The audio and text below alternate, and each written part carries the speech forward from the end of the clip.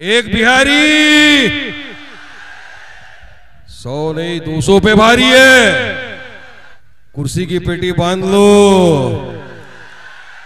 मौसम बिगड़ने वाला है। डायस पर तशरीफ फरमा ऑल इंडिया मजलिस इत्तेहादुल मुस्लिमीन के सदर मेंबर ऑफ पार्लियामेंट अलहाज बैरिस्टर असदुद्दीन ओवैसी साहब, मजलिस इत्तेहादुल मुस्लिमीन बिहार के सदर और एमएलए मोहतरम जनाब अख्तर इरफान साहब, मजलिस के युवा नेता और national spokesperson advocate Adil Hasan साहब, तेलंगाना से आए एमएलए मोहतरम जनाब माजिद हसन साहब, मजलिस के तमाम जिम्मेदारान यहाँ मौजूद मेरे दोस्तों और मेरे बुजुर्गों, मेरे भाइयों, मिथिलांचल की इस जमीन पर जाले में आप तमाम इतनी दूर से आए, इस धूप में हजारों की तादाद में यहाँ मौजूद रहे, ये इस बात की गवाही देता है कि आप अल्हम्दुलिल्लाह पूरी तरह दिलो जान से मजलिस को मोहब्बत करने लगे, मजलिस का साथ देने को तैयार है। आप साथ देंगे ना? थोड़ा आवाज से, बारिश तो नहीं है, थोड़ा सा मौसम खराब है, कुर्सी की पेटी बांध लो, मौसम बिगड़ने वाला है। अब बहुत सौ की नींद हराम हो चुकी है, पेट में दर्द हो चुका है। आप तमाम ने देखा किस तरह से असद ओवैसी साहब की क़यादत के अंदर अख्तर साहब के साथ हम लोगों ने जो सीमांचल न्याय यात्रा निकाली थी 24, 25, 26, 27 को, उसका रिजल्ट तो आप तमाम ने देखा कि किस तरह हजारों नहीं लाखों की संख्या के अंदर लोग जुड़े, सभाओं में आए, नुक्कड़ की हमारी जो मीटिंग होती थी ऐसा लग रहा था कि माशाअल्लाह बहुत एक बड़ी ग्रैंड पब्लिक मीटिंग जैसा हो गया था। हर तरफ 30 से ज्यादा नुक्कड़ मीटिंग की, मैं तो कहूंगा 30 से ज्यादा ग्रैंड सभाएं हो गई थी वो हमारी, इतना लोगों ने मोहब्बतों से नवाजा है। और ये काफिला जारी है, आज आपके बीच में है, आज जाले की सरजमीन पर आए हैं। इंशाअल्लाह मजलिस इत्तेहादुल मुस्लिमीन जिसको भी कैंडिडेट उतारेगी, उम्मीदवार घोषित करेगी, मुझे यकीन है कि जाले की मेरी आवाम पूरी तरह मजलिस का साथ देगी और उस उम्मीदवार को जिताकर बिहार की असेंबली में भेजेगी, क्योंकि आपने तो दिखा दिया है, पूरी दुनिया जानती है ना, एक बिहारी 100 नहीं 200 पे भारी है। ये दिखाना है अभी करके, क्योंकि आज तक आपके पास कोई विकल्प नहीं था।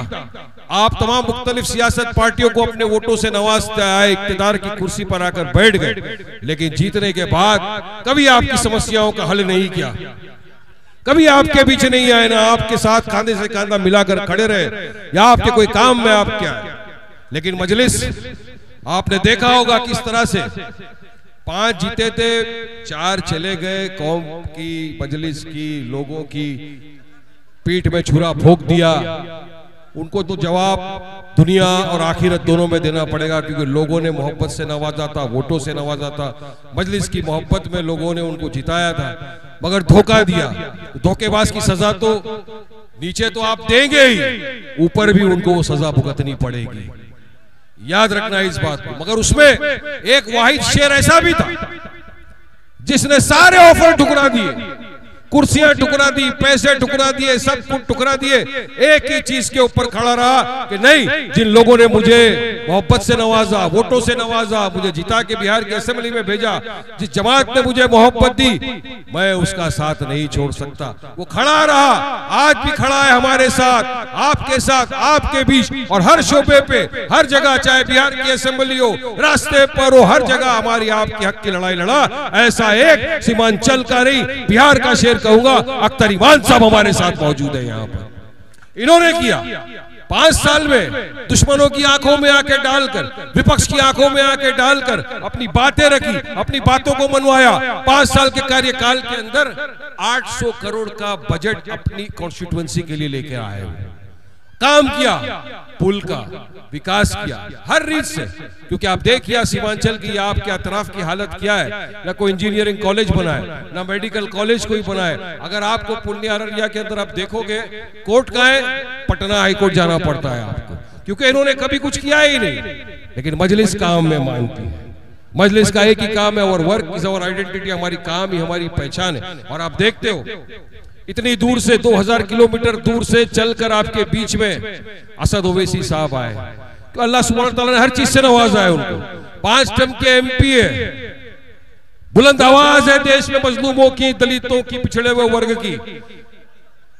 जितनी इज्जत देश के प्रधानमंत्री नरेंद्र मोदी के नहीं है, उससे ज्यादा इज्जत अल्लाह सुब्हानहू तआला ने मेरे कायद बैरिस्टर असदुद्दीन ओवैसी साहब को नवाजा। फिर भी आपके बीच आया इतनी दूर से, एक ही दिल में अरमान लेकर, एक ही ख्वाब, एक ही सपना लेकर कि यहाँ भी विकास चाहिए, यहाँ की आवाम को भी हिस्सेदारी मिलना चाहिए, यहाँ की आवाम को भी हक है अच्छी स्कूल का, यहाँ की आवाम को भी अधिकार है कि उसे अच्छा हॉस्पिटल मिले, यहाँ की आवाम को भी हक है कि उसके बच्चों को, उसको, उसकी माँ बहन बीवी को एक अच्छा रास्ता मिले जहाँ वो चल के जा सके, जहाँ वो गाड़ी से सफर कर सके, जहाँ दूर जा सके। ये अरमान लेके आपके बीच में, उनको नेता लीडर बनने का कोई शौक नहीं। उन्होंने तो कहा कि आपके बीच में से आपके अपने को नेता बनाना है। ये हिस्सेदारी की लड़ाई है।